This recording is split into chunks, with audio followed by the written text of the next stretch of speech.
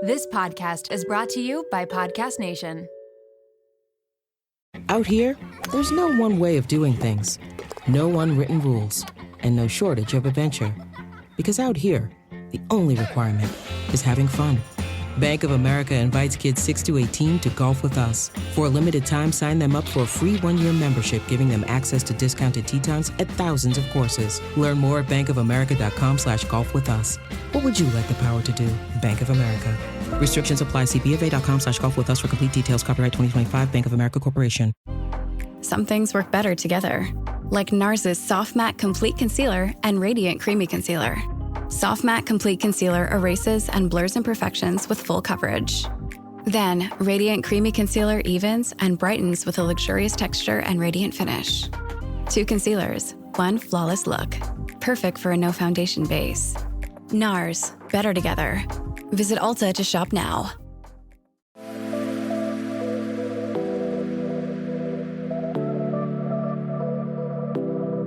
Welcome to Nirvana Sisters podcast, where we take the intimidation out of well-being and beauty to help you achieve your highest state, your nirvana.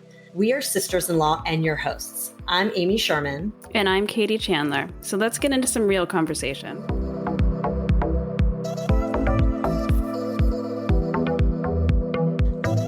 Welcome back to the show, Nirvana Sisters family. It's Amy and Katie, and we are here today with the eyebrow guru expert, Daria Kruchinina, and I probably said her last name wrong, but it's all good. She's telling me though that I said it well, so okay, I'm feeling good.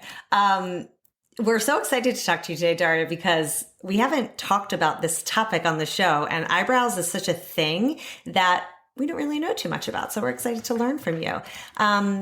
For our listeners, Daria is an award-winning makeup and natural brow artist. She began her career in Russia, where she worked with top models and prestige fashion and beauty brands. Seeking international experience, Daria took her talents to New York in 2017 and quickly made her mark as a freelancer, collaborating with beauty icons like Natalia Vinyakova, which I can't even say. You have editorial work appearing in numerous publications worldwide, including Vogue UK, Vogue China, Vogue Russia, and many, many more. And I know that you work with many stylists, many celebrities, et cetera, et cetera. So we are super excited to have your expertise in the show to tell us about all things eyebrows. Welcome to the show, Daria. Thank you, ladies. Appreciate having me here on your podcast. I'm really, really excited to share all my experience and knowledge with you today. Yeah. Awesome. Well, we're excited to hear it. So before we get into all of our millions of questions, we just want to take a step back and do our Nirvana of the week, which is really just something that gave us joy this week, made us take a pause, put a little smile on our face, and I will kick it to Katie to let us know what hers was this week. Thanks. I was just thinking about that. And I think it was over the past weekend, like the last Sunday, we took the kids to the pumpkin patch, and, we're on the East Coast and in New England, and Westport is like, so it's like you're in a Lifetime movie. Like, it's such quintessential fall. It's my favorite season after being here for a year. It's really beautiful, the foliage and everything. And then the pumpkin patches, it was just beautiful. So to see the kids running around and picking out their pumpkins and having apple cider donuts, and there was a little petting like farm situation. Oh, I love it. It was very cute and festive, and for the season, it was just, it was yummy. What about you, Amy? That's such a good one. I haven't done that in a long time. I love those pumpkin patches though. It's so like fall. Yeah. So I would say we hit a really nice milestone here at Nirvana Sisters. We have published, well, now it's probably over 76, 77, maybe even 80 episodes by the time this airs. So Katie and I are running so quickly building this podcast and business, and it was just nice to kind of get a notification of like, you hit a milestone. You've posted 75 podcasts. So it was just cool. We've been working really hard over the last 2 years, and our 2-year anniversary is almost coming up. So that was a little something that brought me joy this week. What about you, Daria? I really enjoy hearing what you ladies did. It's amazing. Makes me also happy. So my highlight of the past week was meeting with my friends who I didn't see for 7 years. Oh my gosh. Because They live in London. I right now based in New York, and they had a flight here. So we spent amazing 3 or 4 nights out just exploring the city, and I took days off. So yeah. That's Yeah, nice. that's great. It fills your soul. I love it. All right, well, let's kick it off. First of all, let's start at the basics. Tell us about what you do and your specialty of natural eyebrows. So honestly, when I try to explain to my new clients or to people who are not in the beauty field, even for those who honestly in the beauty field, what I specifically do, it takes me like couple minutes to get through it because I work only with natural eyebrows, which means that I provide shape, tint, wax, lamination, and sometimes threading. But the thing that makes me very different from any other eyebrow specialist is the technique that I use for shaping, which I call signature eyebrow shape. It is made with the tweezers. So I basically tweeze eyebrows, but not just around how we usually do it, but I open the eyebrow and look through the hair and remove the hair that we don't need. That this hair usually either too old, too thick, or trimmed before. So instead of just plucking around the eyebrows and creating the typical thing like the shape, I go in the eyebrow and create feathered, natural looking eyebrows. Oh, Cool. yeah, that's interesting because I have been really curious about how this new eyebrow trend of like the longer, fuller, more grown out. And I've tried to do that, but it's so uneven and kind of whack. And I assume I probably need you to get in there and take out the ones that don't make sense in order for that to happen, right? Yes, I would say there are so many different techniques coming to the market, and sometimes it makes sense, sometimes it completely does not make any sense. Like we have this trends like bleaching eyebrows every year, right? So Met Gala or I don't know, the autumn trends, we keep seeing different things happening. But I believe to have a good shape, to have a really clean eyebrows, and I'm talking about clean not only on your skin but in your eyebrows, this is what makes any face brighter. You have lifted kind of eyes, open eyes, brightened look, and you just look fresh. This is how I'm trying to explain these things to my men clients, straight guys clients. Who constantly are afraid that it will look too feminine or too manicured. So it takes long time. It takes long explanations, showing like examples, but it's definitely worth it. Nice. Okay, so how does one at home get natural looking brows, or how do they sort of maintain maybe in between brow visits? But I know, like Katie was saying, there's been like this emphasis on this natural brow. And what do you recommend to people at home, like looking to keep their eyebrows in check? For my clients in between appointments, I recommend to moisturize eyebrows. So basically there are a couple things that you can use, couple treatments and ointments that you can apply, and it will provide the moisturize for your eyebrows, because we apply a lot of masks and conditioner to our hair, right? But what about eyebrows and eyelashes? That's true. So I would say just keep it moistured, nourish. Do not trim. I'm very, very against of trimming eyebrows. And I don't know, just normal maintenance. I would say monthly, or like for some people once in a 2-month appointments are enough, but nothing difficult. If my clients prefer to have some eyebrows routine, like makeup routine, I would say, I would provide the specific list, and I usually send the eyebrows guide to all my clients or people who are interested. And I'm very happy to share with you, like people who listen in the podcast, for free, the guide, how to maintain, what to use. And it's all divided into shapes, colors, and options, pencils, gels, clear gels, a lot of options. Nice. With Okay. techniques. So I'm really happy to share. Nice. I love that. Thank Great. you. And then you were mentioning some of the things to do to keep your eyebrows moisturized and conditioned. What type of products would you recommend for that? I recommend to use natural product. It is called Tuya. This is the brand. It's called Tuya.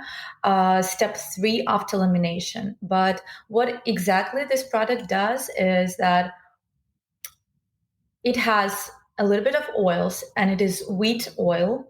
It has argan oil, but it is not heavy. So the problem with moisturizing eyebrows, and a lot of people keep misunderstanding that you cannot apply 100% oil, like castor oil or flaxseed oil or peach oil on your eyebrows, because it's simply not going into the hair. It's not going to the cortex. It's not doing anything. It's just sitting on the top, like, So castor oil does not make your hair grow? It doesn't work. I've been using it. No wonder they're not growing. And what is really important about all the 100% oils, it could have the consequences as allergies. So, for example, this is what I was through when I just started to grow my eyebrows back, because I started my career with horrible experience myself, and this is how I became eyebrows artist. I was like, okay, let's do it myself. No one can do that. I will do it. And it was a big misunderstanding in the beauty field that if you apply castor oil or argan oil or flaxseed oil, your eyebrows will grow, or eyelashes. No, it will not. And second, when you apply those oils for your lashes and you go to sleep, it's naturally, because we have the gravitation, right? It still works. Yeah. It can go to your eyes or very close to derma and could clog your pores on the line where the lashes grow, and could cause allergies in the future. So my recommendation for someone who would like to grow eyebrows or eyelashes is to moisturize, to use serums during the morning or the daytime instead of the nighttime. And do not use 100% oils. Just use professional things. So the product that you were just talking about is something that could help with hair growth? I would be honest, it's not providing the hair growth. It's providing the care for the hair that you already have. Got it. Any serum, any product that promises you, 200% extreme lashes, yes, it will help for the amount of time you're using this product. As soon as you're going to stop, your hair will be normal. And what is not great about this option of choosing serums that trying to help you to grow things, like grow your hair, is that we have specific amount of follicles in our eyebrows and eyelashes during the life. And if you're trying to speed up this process, there is the chance that by the age of 70 or 80, you will have less eyelashes or eyebrows naturally, because you already overstimulated your growth at 30. That's interesting. So then what do you do if you want to grow your eyebrows and you don't want to use one of those serums? Do you just keep them conditioned or moisturized? You keep your eyebrows and eyelashes conditioned, and you do massage. So when I'm talking about massage, this single brushes from Sephora, or like single mascara ones. Yeah. So you just brush it up. Really, like, you need to feel it on your skin, not just like this. You push. Get in there. Yeah. Yeah. So you brush it up. You brush it in a diagonal way, and you brush it down, 2 minutes each eyebrow, and just massage in a circular way. Because this is what we do with the hair. We brush our hair, we go to treatments, we do all this stuff. And we need to remember about our eyelashes and eyebrows. It seems like it would feel good too to do that, right? Because it has the stimulation literally you stimulate the growth naturally. Right. So that helps to stimulate the follicles, which will then grow. Okay. Good to know. I want to know how someone figures out the perfect shape eyebrow for their face. I've seen formulas before, and I'm curious what yours is. This formula? Yeah. Is that correct? No, it's okay. not. Oh, interesting. All right, let's hear it. Katie's doing the point up from the nose and then the angle, like what you always see, kind of like online with or like whatever. you take a pencil. Right. I have a pencil.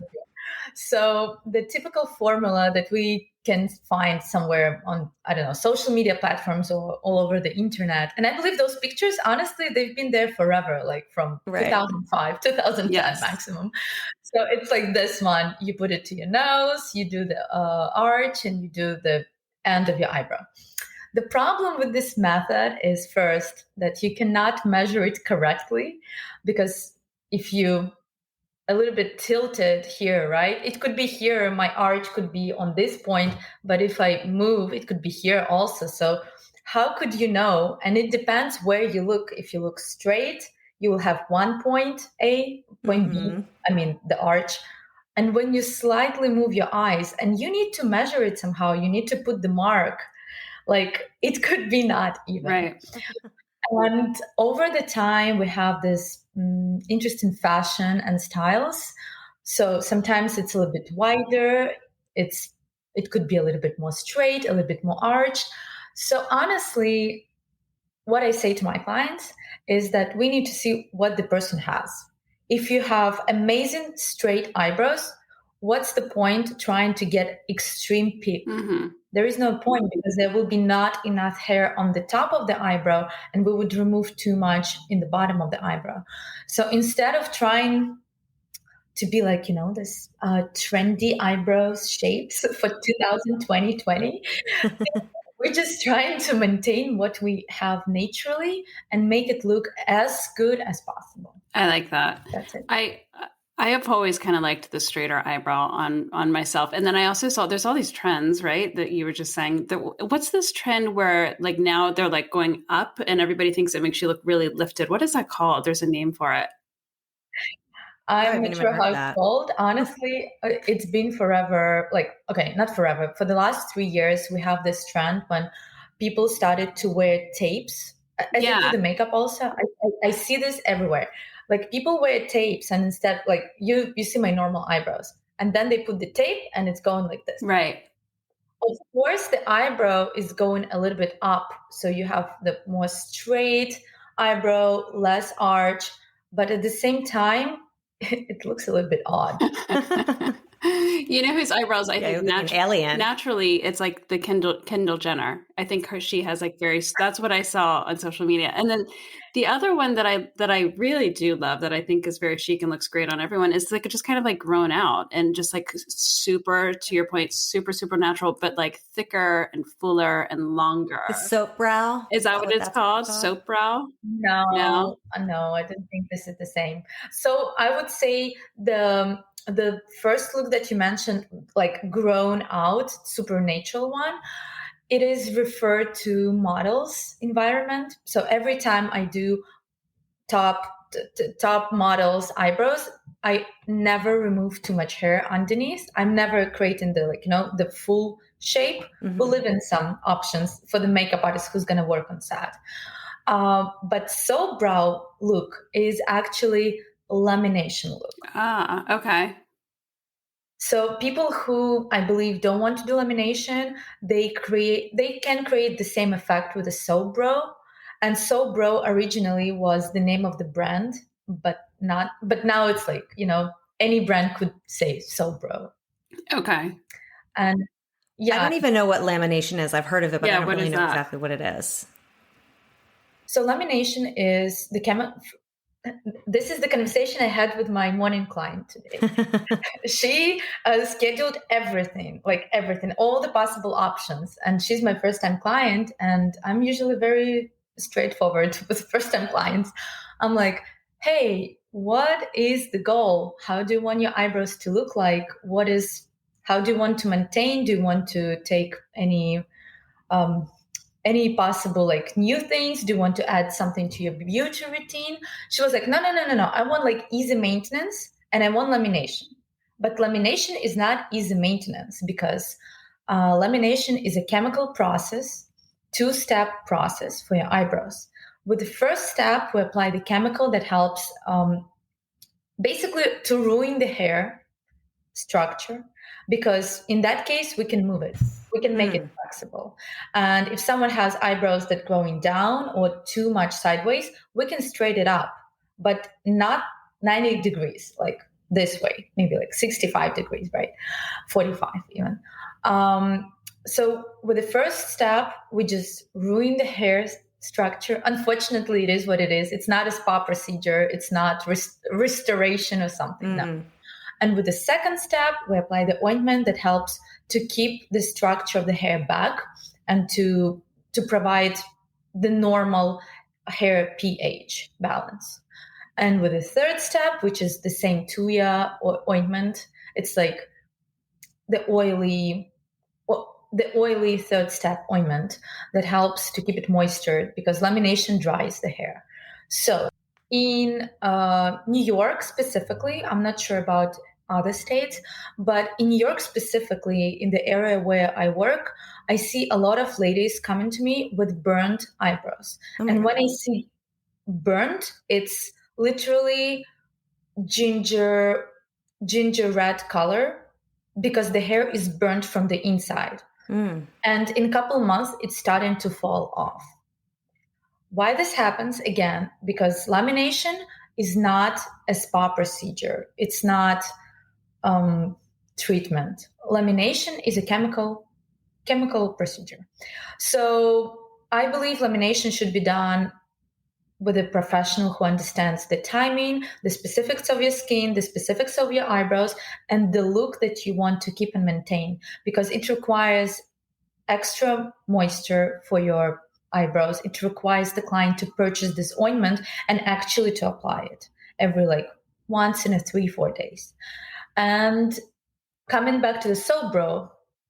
So the soap brow, they help. This is like the actual soap that you brush. You go through your eyebrows backwards first, like this way, and then you brush it normally, like in the direction of your hair growth. It helps to create the lamination look for a day. It definitely needs to be washed in the end of the day. People cannot sleep with this because the soap is drying your hair structure. So the hair is getting a little bit more fragile, dry, and I would say people should use, if they want this lamination look but don't want to use the chemical, they can use soap brow for maybe twice a week, but not often. And not often. So does the lamination help?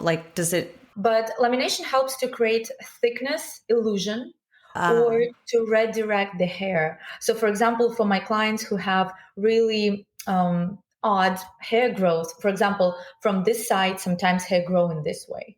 We can use lamination, but only 40 degrees or 50 degrees. Because if you will swap the hair 180 or even 90 degrees, it's going to just fall off because the hair cannot be redirected this much.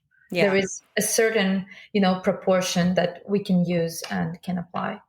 So that's more to get the eyebrows to go the way that you want them to go. It's not so much like a look, a fashion style, a trend, like the soap brow. Correct me if I'm wrong. Is the soap brow the trend where it just looks kind of oily and in place and long and sticking upwards and everything? Yeah, I really like that look. Yes. I've been trying to figure out how to get it. Soap brow helps to achieve this over laminated look. Okay. And when I say over laminated, because good lamination should not look super slick. It means that the hair was burnt and it's eventually going to fall off in a couple months. So soap brow can help to create lamination look without with minimum damage. Okay. With minimum damage. So you mentioned something earlier about cutting brows. So you're saying that's not a good thing to do. So my eyebrows are curly. I feel like they grow and they get curly, and I haven't cut them in a really long time, but I used to go to people that would thread or wax or whatever, and then they'd cut up here just so they were tight. Why is that bad? I mean, it's a very serious conversation right now. So this is why most of my clients they just traveling from. I have clients coming from Florida, from LA, at least once in 3 months. So this is the circle that you're in. The circle called trim and trim. Why? So your eyebrows are getting curly, right? It bothers you. It's getting long. You cannot style it. You go to the place and they brush it up and trim. And in 3-4 weeks, you're like, oh my God, it's again curly, right? Yeah. And you don't know what to do with this. So this is the circle. How to break the circle. Why? First, I will explain why your eyebrows are getting curly. Probably naturally, you have a little bit wavy hair. Yeah, A it's little curly. bit. But what's going on with eyebrows that are trimmed? We have the hair that, okay, I know it will sound very basic information, but we all need to remember this. So this is the skin layer, right? We have the hair growing from the skin. The follicle is based in the skin. So it's growing long. You don't like it, you trim it. So the hair keep growing from the skin, right? From the follicle. But the tip is already flat. It's not pointed. It's flat. Mm-hmm. And the hair is getting thicker because it cannot naturally fall off, because the hair that we losing, it's falling off because of the weight or because of the damage. So the hair is getting thicker and thicker. And because of that, it's starting to curl. So instead of trimming, again, I would recommend to do good shape. That means slowly removing trimmed hair. And I maybe trimmed twice in my life for someone, because it was, just one specific hair, or like the hair that I cannot remove because it's creating the base and the structure of the eyebrow. And it should be trimmed in a diagonal way, not flat. Yeah. So, like if someone is brushing and doing this, it shouldn't be trimmed like this. It should be trimmed with a specific scissors like this. Yeah. But it's funny. Yeah. My eyebrows, like over the pandemic, I just like didn't get them done. And I actually think by accident, they got better because they got longer.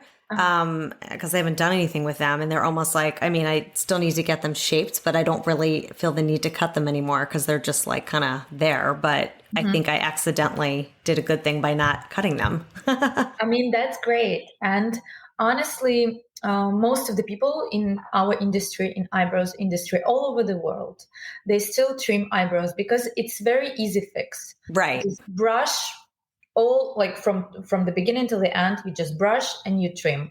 That's easy for the professional, but I prefer a different approach because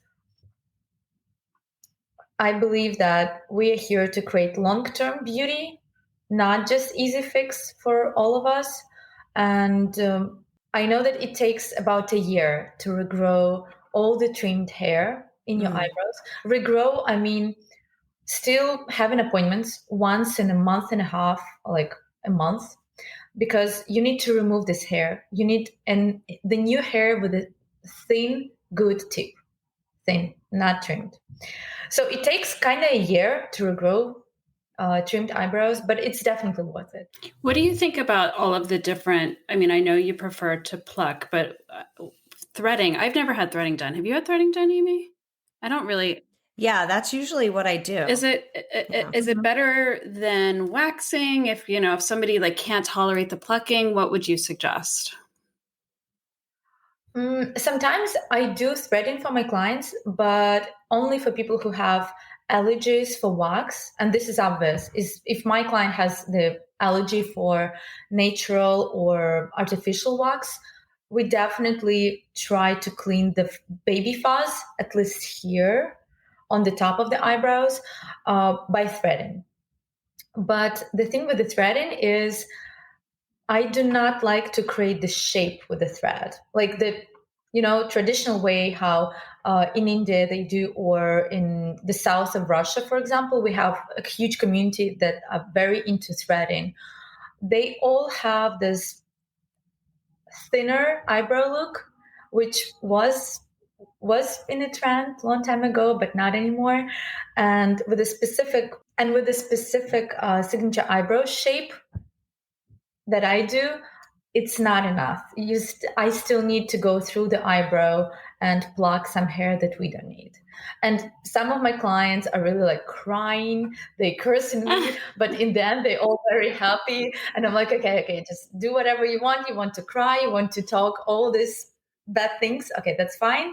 In the end of the appointment, everyone is happy. And I'm sure. So you do only plucking. You don't do waxing, or do you do waxing? I do wax sometimes when I see that we need to remove the fuzz, or it would just look much cleaner. But if my client has some condition, like if the skin is irritated or too dried, or I don't know, it's changing of the season, and I see it's not going to be good, we're skipping waxing. Yeah. And I don't know if this was like an old like wives' tale, but isn't plucking supposed to be the best? Isn't waxing like, can't that give, this is probably just like hearsay and not true, but can't waxing give you like more wrinkles than plucking? I feel like I heard that back in the day. Did you ever hear that, Katie? I've never heard that one. I've always plucked. Like I've waxed once in a while, but I usually pluck or do threading or something. I honestly think it depends what kind of wax is used and how it's applied and how it is removed, because that's the thing with the threading, actually. What I do not like about threading and the hard wax that removed with this, the paper stripes. Yeah. I do not like when they need to hold it and to stretch the skin. Right. Yeah. So this is the thing with threading. If you would calculate if you would start threading at 14 and you thread till 60, right? How many times you stretch your eyes, and when you do threading, pulling it up, do this. Yeah, you need to sit like. Good point. What do you think about tinting? Eyebrow tinting. I've done it once. I mean, if it is a correct tint color, that's good. I mean, the tint could look both horrible and amazing. That's when I first had it done. I was like, whoa. And it was way too much. But now when I look back at pictures on it, I actually thought it looked nice because I have blonde eyebrows and it filled them out. This whole conversation is reminding me of something I did as a child to my eyebrows. And I have to tell you guys, I was reading Cosmo or Glamour, and they was talking all about plucking. And I was maybe 8 or 9, and I was too afraid to pluck, so I shaved them. And then I accidentally off. Did you shave it off? Because I accidentally went too far, and so I shaved one, and so then I had to shave the other one. Oh my God, that's awful! It was awful. We need to see a picture of that one. I actually have a school. It was right on school photo time, so I actually have it. But I was with my family, and I had cousins in town, and I was just waiting for somebody to call it out. I didn't want to tell my mom. And one of my cousins said, "Oh my gosh, what happened to your eyebrows?" And then that was it. Oh my God, I never knew that story. That's so funny. So how long did they take to grow back? Forever. And I still feel I feel like my eyebrows are so, so thin. And it's probably because I shaved them. It happened to me too. I was 14 or 15. And I remember my mom coming back from work, and I plucked. And somehow I had only this area and nothing after the arch. Nothing. Oh my God. So I looked like this, like a crazy person. Right. Right. And she was like, "Daria, it will never grow back. What did you do?" And I started to cry. I bursted in tears. Oh. So it took me half a year to grow back. Oh my God. Horrible. So speaking of dyeing eyebrows in the same realm, what do you think of eyelash extensions? Honestly, I don't have anything against eyelash extensions, because in most cases, right now it's done in the right way. It looks natural, at least the lash artists that I'm following. It looks natural and good. The only problem, I think, in the industry right now is lash lamination and lash perm. Oh, wow. Which I see as a big problem. Again, I live in Williamsburg, Brooklyn, and I have no idea. I have no idea who's doing that, but we have a couple specialists around who apply too much and for too long the lamination process. So what's happening? I see clients who step into my office and they come, for example, for eyebrows appointment, but I could see that their lamination didn't go well for eyelashes. Because that seems scary to do on your eyelashes. Yeah. It's so close to your eye. It's scary, I would say, in the way that it is super close to your eyes. You need to understand how to maintain this thing, because there is the special silicone pad that they apply, and then they brush up with the like glue and the first step ointment your lashes up to hold it, to like ruin first the texture of your eyelashes and then to fix it back. So what's happening, what I see, and this is really, really a big problem in the industry right now, people who provide this service cannot apply the silicone pad actually close to the growth of your lash line. So it creates this L shape in the end of the procedure. That doesn't look great. And what client would have is the difficulty to apply mascara, and this L shape thing, it will create the option or the potential option to break your lashes, because it's even very fragile in this degree, because our hair normally doesn't grow like this. We have natural curl, but when it's bumped like this and basically broken, it could just fall off. Yeah. Oh my gosh, scary. Well, I am going to come and see you and get my eyebrows done really soon, because I need to. And can you put it on camera, Katie? I want to watch, because when I come to New York, I'm going to go to you too. I used to have this great person in New York a bazillion years ago, and I just haven't found anyone good since. So we'll be visiting you. Always welcome, ladies. I will, and you're in New York City? I will make the time. I would love it.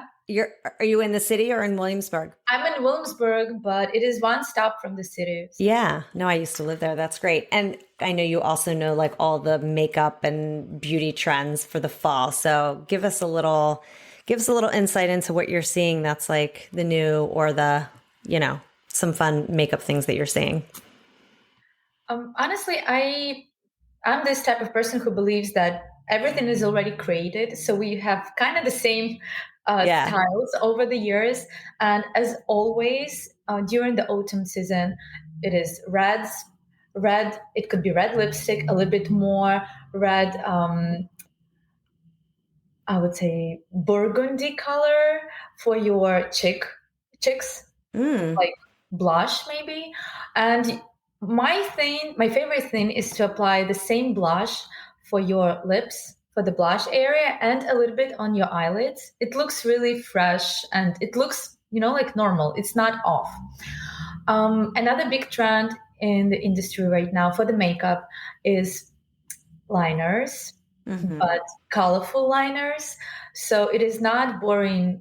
Not boring, but it's not just classy black, but dark brown, again, burgundy, gray, and maybe some, I don't know, reds. Do you mean liner for your eye? Yeah, liner for your eye. Just colorful liners. And no makeup is always every season in a high demand. So yeah, it's pretty good options we have this season. I like the idea of doing a fun liner, because it's true. Like, I feel like I always just put on black, but like to have like a burgundy or something would be fun. Try dark brown or brown. That's what I always use. I stopped using black so long ago, because for whatever reason, I always felt like it looked too harsh. And then so I switched to really dark brown, and it just kind of blends better. But softer. Yeah, the no makeup look. Yeah. Yes, that's like my goal always, the no makeup. Hey, Daria, thank you so much for being with us. This was so fun. So tell our listeners where they can find you. Do you have, what's your Instagram handle? We'll have it all in our show notes as well. Thank you so much. I really appreciate you being here and talking and have this amazing conversation. I'm happy to share my experience. So I'm always on Instagram or like email, but I have the office in Williamsburg, Brooklyn. So people can stop by the office to make an appointment. Yeah. And is your Instagram at Daria Kruch? I'm not even going to. No, this is Kruchinina.pro, KRUCHININA.pro. Okay, we'll put it in our show notes too. Yeah. And you have a website as well, which will lead people to. Okay, so let's do our quick wrap session. Okay, you ready? What is your favorite wellness or beauty hack? Sleep well, eat well, be yourself. This is my wellness hack. Yeah. I love those. Good one. The next one we call it our 5-minute flow. You just got out of the shower and Uber has pinged you. They're 5 minutes away. What are you going to do to get into that Uber on time? So I hope that by that time you have the moisturizer on, so it's kind of like prepped, If not, just have moisturizer in your arms and apply it to the lines. So like fine lines, massage lines, you just applying it in the way you lift in your face. The same with the quick BB cream, or my favorite is Chanel foundation. It's super thin, really nice. And I would say a little bit of blush, as I said, on the cheekbones, on the lips, a little bit on the eyelid. Same with my favorite product. This is Charlotte Tilbury filter. It's kind of highlighter, but it looks super natural. I don't know. I think you can squeeze in mascara application and quick brow gel application. Yeah, that would be the thing. Nice. And how do you maintain your daily nirvana? I started to meditate 2 months ago. I started meditation, and I feel it really helps. It really helps. Yeah. Do you listen to guided meditation, or do you do your own meditation? I do the breath work in the morning. Yeah. And I go to a local yoga studio. So that helps me to be in the moment and to be in the local community at the same time. Yeah. Well, thank you so much for being here. This is such a fun conversation. And now I'm going to be obsessing over my eyebrows until I see you, which I'm going to be in the city next Friday. So, oh my God, I need to do a brush up. I know. Need to judge. All right. So before we let you go, we'll wrap with a little mantra. This is just kind of a cute one since we've been talking all things beautiful. Letting go is hard, but being free is beautiful. So there you go. I kind of inverted those. Let those eyebrows free. Hold on, no. Maybe we should do that one. I literally in my brain inverted a couple words, so it made more sense. Wait, what do you mean? I thought it said something else. It's Friday. It's Friday. It's all good. Okay. The quote is, it's Friday. And Right, Thank you so much, Daria. Thanks for listening to Nirvana Sisters. For more information on this episode, check out the show notes, please subscribe, and leave us a review. Also, find us on Instagram at Nirvana Sisters. If you loved what you just listened to or know someone that would, please share it and tag us. Tune in next week for a fresh new episode of Nirvana Sisters. We'll continue to watch out for all things wellness so you don't have to. Bye.